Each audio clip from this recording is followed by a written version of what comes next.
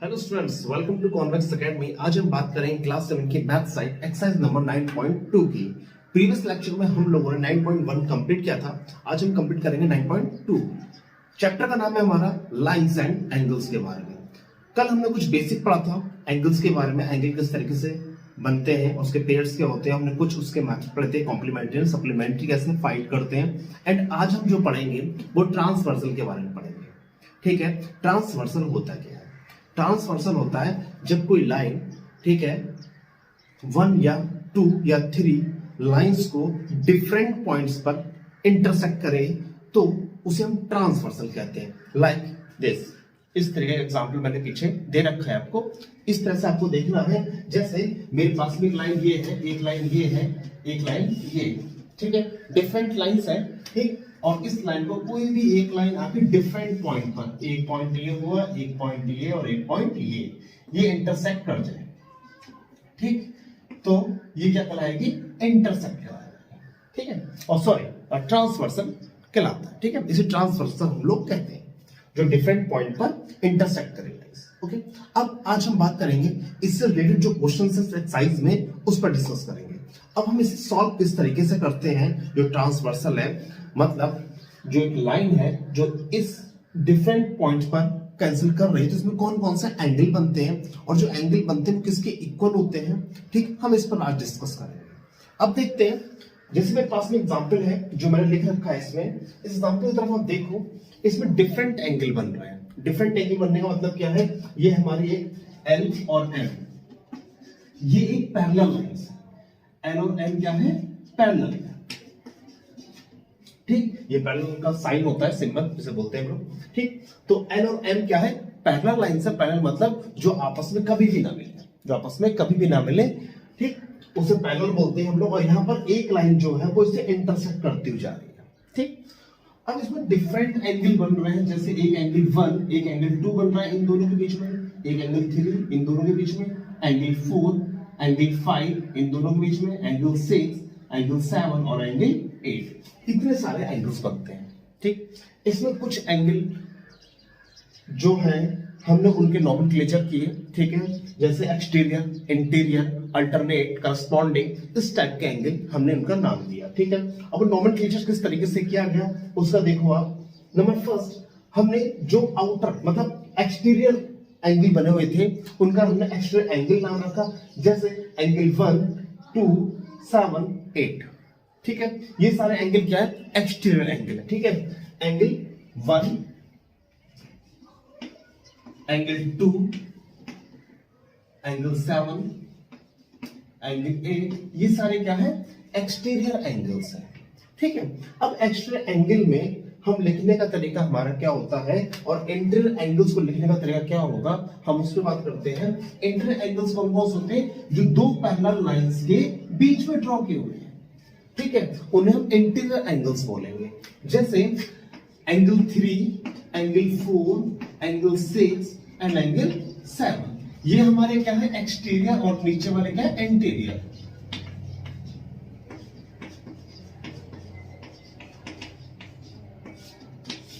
ठीक है।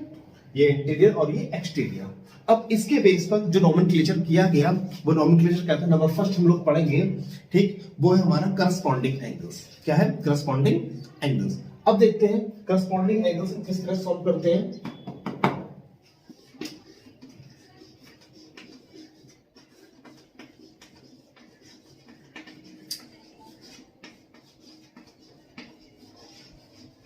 अब ये हमारे करस्पॉन्डिंग एंगल्स कौन कौन से जो नॉमेनक्लेचर इसके बेस पर करेंगे। तो करस्पॉन्डिंग एंगल्स क्या है? जो वन साइड के एंगल्स होंगे, मतलब जो लीनियर पेयर बना रहे होंगे, वो हमारे करस्पॉन्डिंग एंगल्स होंगे। अब करस्पॉन्डिंग एंगल्स 1, 5, वन साइड है, 1, 5, 2 एंड 6, इन्हें हम पेयर की फॉर्मेट में लिखेंगे, ठीक है। पेयर्स की फॉर्मेट में जैसे मेरे पास में जो है पेयर्स कौन कौन से हैं? Angle 1 and angle 5, angle 1 and angle 5, ये करस्पॉन्डिंग है, ठीक है। अब second angle 2 and angle 6, angle 2 and angle 6 ये हमारे करस्पॉन्डिंग होंगे, वन साइडर एंगल है।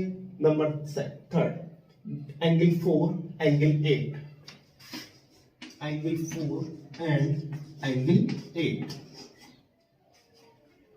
Angle 3 and angle 7, angle 3 and angle 7। इस तरीके से कुछ नॉमेनक्लेचर किया गया।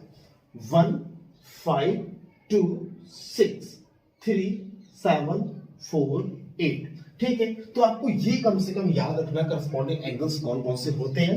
ठीक है, अब इसके बाद में हम लोग अल्टरनेट एंगल लिखते हैं।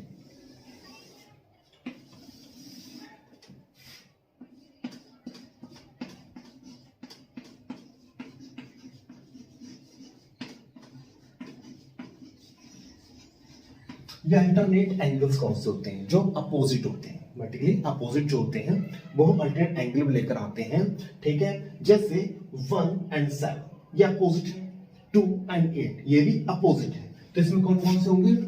Angle 1 and angle 7, angle 2 and angle 8, angle 8। Next कौन से होंगे? एंगल 4 6, एंगल 4 एंड एंगल 6 ये हमारे। ठीक है,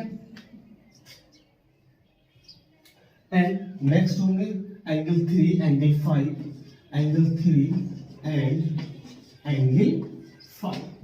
ठीक है, अब ये जो आपको दिखाई दे रहा है, ठीक, हमारे करस्पॉन्डिंग कौन कौन से एंगल हो गए? जो एक साइड के जो एंगल्स होंगे वो हमारे करस्पॉन्डिंग होंगे। एंगल 1 5 4 8, 2 6 3 7, 2 6 3 7 ये सारे कौन से होंगे? हमारे करस्पॉन्डिंग होंगे। और जो अपोजिट में लेंगे हम लोग अल्टरनेट, उन्हें को क्या बोलेंगे? Alternate angle. जैसे 1 7 2 8 क्रॉस में चलेंगे। ठीक है, 4 6 3 5 ये सारे क्या होंगे? हमारे अल्टरनेट एंगल्स होंगे। अब देखो एक चीज और बताता हूं तुम्हें, अल्टरनेट एंगल्स में, अल्टरनेट एंगल में जो 3 5 4 6 ये दो पैरेलल लाइंस के बीच के एंगल्स हैं, तो इन्हें हम इंटीरियर अल्टरनेट एंगल्स भी बोलते हैं। क्या बोल सकते हैं हम लोग? इंटीरियर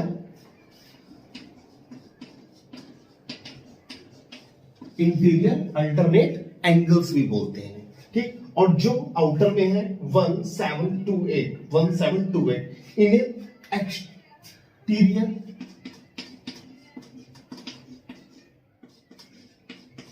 अल्टरनेट एंगल भी कहते हैं। ठीक है, इतना आपको कम से कम याद रखना है। अब किसका सम 180 आता है और कौन किस एंगल के इक्वल होता है ये इसके बाद देखते हैं। ठीक है, इसे आप नोट कर लो, कम से कम इतना तो आपको पता ही होना चाहिए इस एक्सरसाइज को स्टार्ट करने से पहले, कौन से हमारे करस्पॉन्डिंग एंगल्स हैं और कौन से हमारे अल्टरनेट एंगल्स हैं। ठीक है, क्योंकि हमें कुछ एंगल्स को इक्वल बनाना है, कुछ एंगल का सम 180 इक्वल रखना है। ठीक है, तो इतना आपको पता होना चाहिए। अगर मैंने सडनली कोई भी दो एंगल ले लिए तो आपको पता होना चाहिए करस्पॉन्डिंग है या अल्टरनेट एंगल है। ठीक है, इसे नोट करो, फिर देखते हैं आगे। अब इतना अगर नोट कर लिया हो, अब देखते हैं इसमें हम लोग किसे इक्वल बनाएंगे और किसका सम 180 के इक्वल होगा। ठीक है, उन एंगल्स पर डिस्कस करते हैं।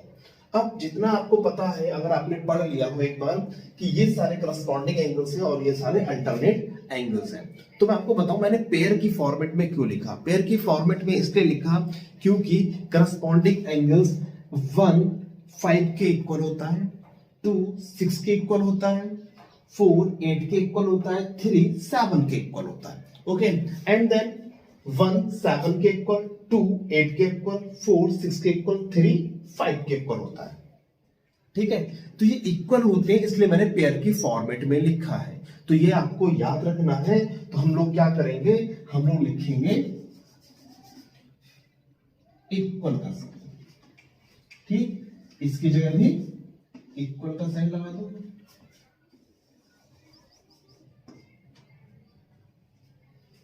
तो जो करस्पॉन्डिंग एंगल्स आपको दिख रहे हैं ये सारे इक्वल होते हैं, इसलिए पेयर में हम लोगों ने लिखे थे। तो इतनी बात आपको याद रखनी है। अब कुछ एक्स्ट्रा आपको याद जो रखना है, इन्हीं एंगल्स में किसका सम इक्वल होता है।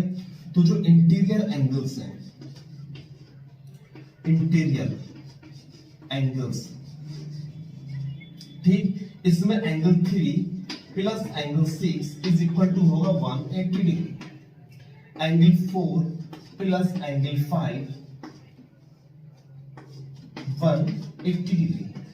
इतना आपको याद रखना है, बाकी आपका पूरी एक्सरसाइज इसी एक्सप्लेनेशन में फिनिश हो जाएगी, ठीक है।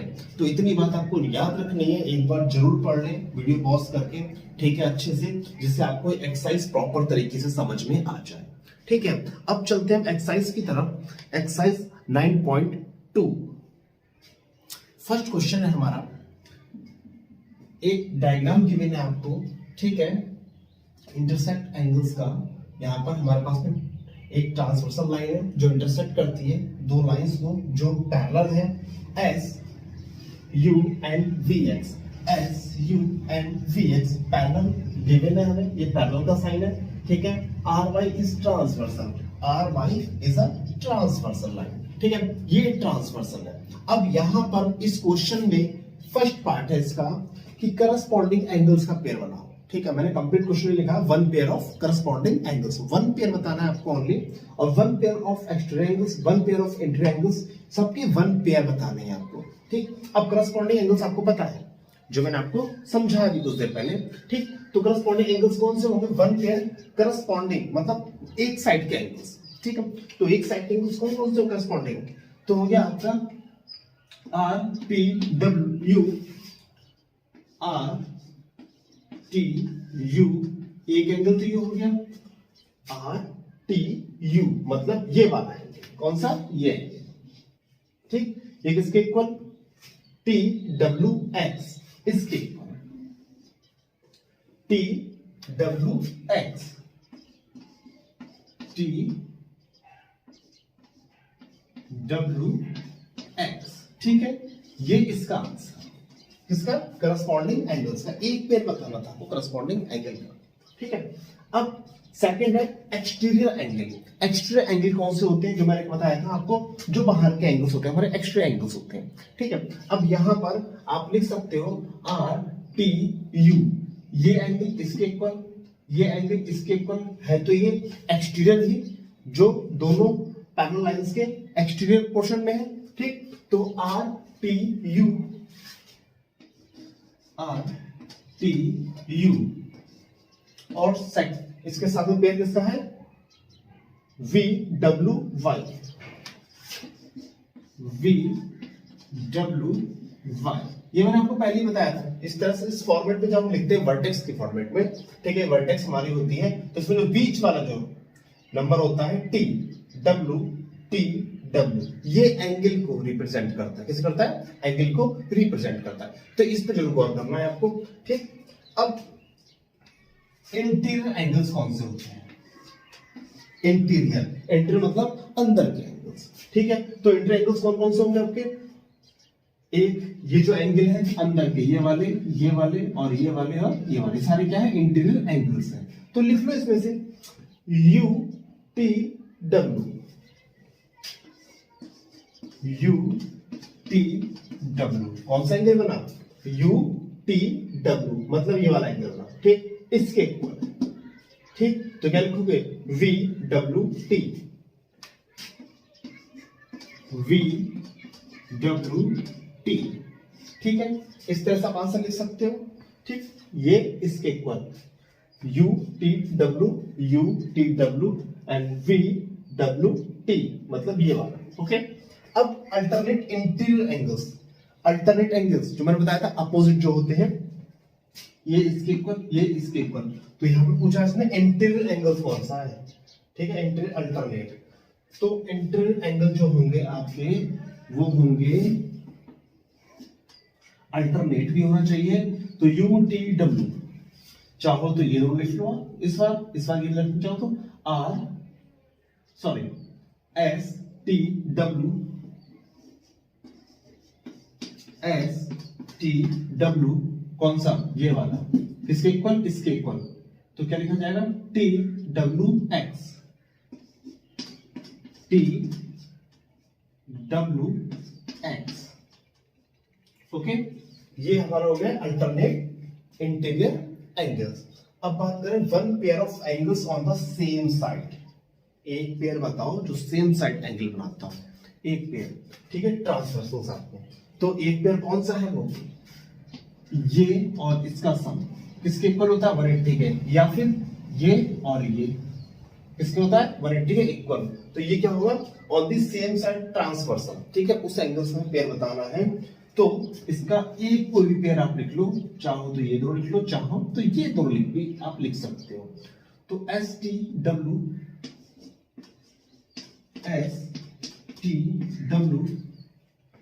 वी डब्ल्यू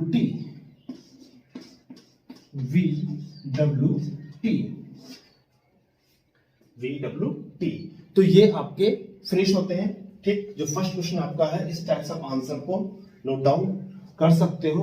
अब हम चलते हैं इसके क्वेश्चन नंबर सेकंड की तरफ। सेकंड क्वेश्चन है हमारा, find the measures the all angles, ठीक है। हमारे पास में डायग्राम है, इसमें सारे एंगल्स हमें फाइंड करने हैं, ठीक है। इसमें जो M और N जो दो लाइंस गिवन हैं, ये एक दूसरे के पैरेलल हैं, एंड जो आपकी L है, ठीक, वो L क्या है आपके, एक ट्रांसवर्सल लाइन, ठीक है। तो ट्रांसवर्सल लाइन है, तो अब देखो इसमें सारे एंगल्स मुझे फाइंड करने हैं, X, Y एंड Z, ठीक है। अगर कोई भी दो पैरेलल लाइन से एक लाइन ट्रांसवर्सल लाइन से इंटरसेक्ट करती है डिफरेंट पॉइंट्स पर, तो हम वही अपना तरीका अपनाएंगे जो अब करस्पॉन्डिंग अल्टरनेटिंग एंगल्स जो हम फाइंड करते हैं, ठीक है, उसके बेस पे से सॉल्व कर सकते हैं। अब देखते हैं एक्स की वैल्यू क्या होगी यहाँ पर, ठीक। अब जहां ध्यान देना है इसमें थोड़ा सा, ये जो स्ट्रेट लाइन है, ये हमने कल एक्सरसाइज में फिनिश किया था। ये जो स्ट्रेट लाइंस है, ये स्ट्रेट लाइन कितने डिग्री का है, ये स्ट्रेट लाइन होती है 180 डिग्री की। तो ये कितने डिग्री की एंगल होगी, 180 डिग्री। तो यहां पर 40 plus x is equal to 180 degree, ठीक। ये कितना हो जाएगा, अब इसके अकॉर्डिंग आप x की वैल्यू फाइंड कर सकते हो, x is equal to 180 minus 40, तो कितना आ जाएगा 140 डिग्री, ठीक। एक वैल्यू तो फाइंड हो गई। अब सेकंड की बात करें, अगर सेकंड की बात करें तो हमें पता है करस्पॉन्डिंग जो एंगल्स होते हैं वो इक्वल होते हैं, ठीक। करस्पॉन्डिंग एंगल जो होते हैं वो इक्वल होते हैं एक दूसरे के, जैसे x और y करस्पॉन्डिंग एंगल है, ठीक है, एक दूसरे के इक्वल होंगे। तो corresponding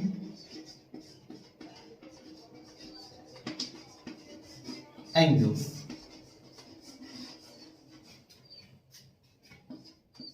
angle x is equal to angle y, ठीक है। तो x की वैल्यू क्या आती है 140, तो आप लिख सकते हो x की वैल्यू 140, तो एंगल y किसके इक्वल हो जाएगा 140, ठीक है। अब थर्ड है आपका करस्पॉन्डिंग एंगल 40 एंड z, ये भी इक्वल होंगे, ठीक है। तो angle z is equal to angle 40, ये भी क्या होंगे इक्वल, क्यों, क्योंकि ये भी करस्पॉन्डिंग एंगल है। तो ये इसका सॉल्यूशन है, आप इसे ध्यान से, शायद आपको समझ में आ गया हो, ठीक है। तो x की वैल्यू आपकी 140 डिग्री, यहां पर 140 लिख लो, ठीक। अगर ये 140 तो ये भी 140 डिग्री, ठीक। अगर ये 40 तो ये भी क्या हो जाएगा 40 डिग्री, ठीक। ये आपका क्वेश्चन नंबर सेकंड यही फिनिश होता है। अब चलते हैं क्वेश्चन नंबर थर्ड की तरफ। सो क्वेश्चन नंबर थर्ड है हमारा, find the measures the angles x, y and z। हमारे पास में दो डायग्राम्स हैं अभी फिलहाल, a एंड b, ठीक। अभी हम फर्स्ट ऑफ ऑल a को सॉल्व करते हैं, x, y एंड z की वैल्यू को फाइंड करना है हमें इसके अंदर, ठीक है। सेम वही प्रोसेस है, दो पैरेलल लाइंस है और एक इसकी ट्रांसवर्सल है जो से इंटरसेक्ट करती हुई चल रही है, ठीक है। अब यहां पर देखो आप ध्यान से जरा, ये जो वन साइड के एंगल होते हैं, ठीक, ये तो आप फाइंड कर सकते हो, क्योंकि यहां पर क्या है, इस एंगल में ये एक स्ट्रेट लाइन जा रही है, तो ये 180 डिग्री का होगा। तो x plus 105 is equal to 180 degree, इसे ऐसे सॉल्व कर सकते हो। तो x is equal to 180 minus 105, तो x कितना आ गया 75 डिग्री, x की वैल्यू आ गई 75 डिग्री, ये निकल कर आ गया, ओके। अगर 75 डिग्री ये आ गया है, तो अब ध्यान दो, ये एंगल इस एंगल के इक्वल होता है और ये एंगल इसके इक्वल होता है। ये कौन से एंगल है? अल्टरनेट एंगल, इंटीरियर एंगल जो होते हैं, ठीक है। ये इसके इक्वल, क्योंकि ये एंगल इसके इक्वल होता है और ये एंगल इसके इक्वल होता है, ठीक। अब यहां पर अल्टरनेट एंगल की बात करें हम, अल्टरनेट एंगल,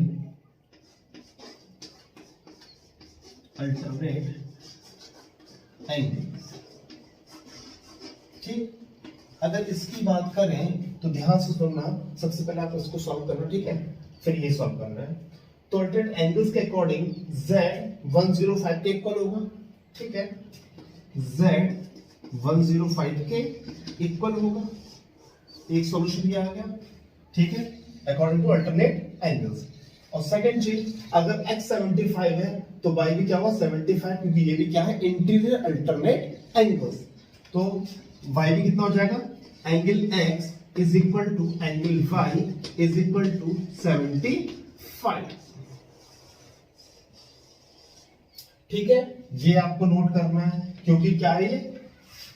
अल्टरनेट एंगल्स, ठीक है। तो अल्टरनेट एंगल्स में ये दोनों सारे इक्वल्स होते हैं। अब आपको, अब देखते हैं नेक्स्ट क्वेश्चन क्या है।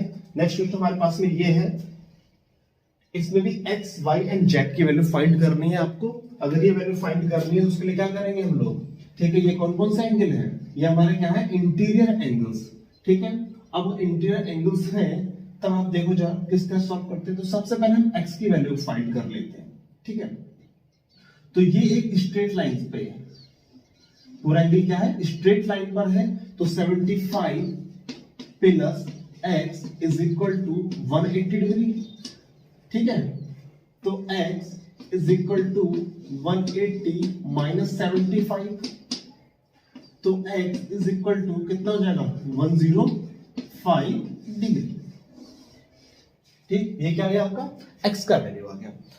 अब उसके बाद में अब आप चेक कर लो करस्पॉन्डिंग एंगल्स कौन से हैं और इंटर एंगल्स कौन से हैं। एंगल x z के इक्वल होगा और एंगल 75 y के इक्वल होगा, क्योंकि ये क्या है? Inter alternate angles. अकॉर्डिंग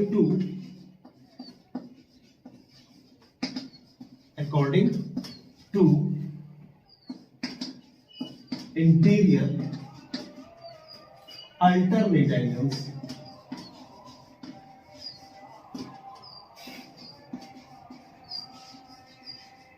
ठीक है, angle x is equal to angle z। तब एंगल x कितना है? 105, तो एंगल z कितना हो जाएगा? 105, ओके। अब देखो इधर क्या है? एंगल y 75 के इक्वल है, एंगल y 75 के, ठीक है। अब x, y एंड z सारे एंगल आपको फाइंड हो चुके हैं, ठीक है, पता चल चुके हैं। अब हम देखते हैं इसका जो थर्ड पार्ट है, सब पार्ट इसका सी पार्ट, उसे सॉल्व करते हैं। सो थर्ड का सी पार्ट है हमारा, m और p पैरेलल है आपके और m इज अ ट्रांसवर्सल है, ओके। अब ध्यान से देखो जरा, इसमें ये ट्रांसवर्सल लाइन है, यहां पर y एंड 110, ये कौन से हैं? ये है exterior alternate angle, exterior alternate angle. तो इसे आप लिख सकते हो, ठीक है। अकॉर्डिंग टू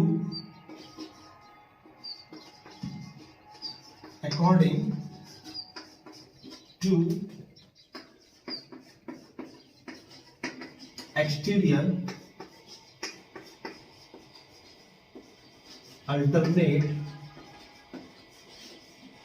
एंगल, ठीक है। इसके अकॉर्डिंग अल्टरनेट एंगल हमारा क्या है? y 110 के इक्वल होगा, तो एंगल y 110, ठीक, ये इसके इक्वल होगा, क्योंकि ये क्या है? एक्सटीरियर अल्टरनेट एंगल है। अब बात करते हैं हम लोग, अगर y निकल कर आ गया है तो x और y क्या है? ये 180 डिग्री पर है, ठीक। और इससे आप सॉल्व कर सकते हो y एंड z, ये क्या है? ये हमारे करस्पॉन्डिंग एंगल, ये क्या है? Corresponding angle. तो y निकल गया है। अब देखते हैं अकॉर्डिंग टू करस्पॉन्डिंग एंगल,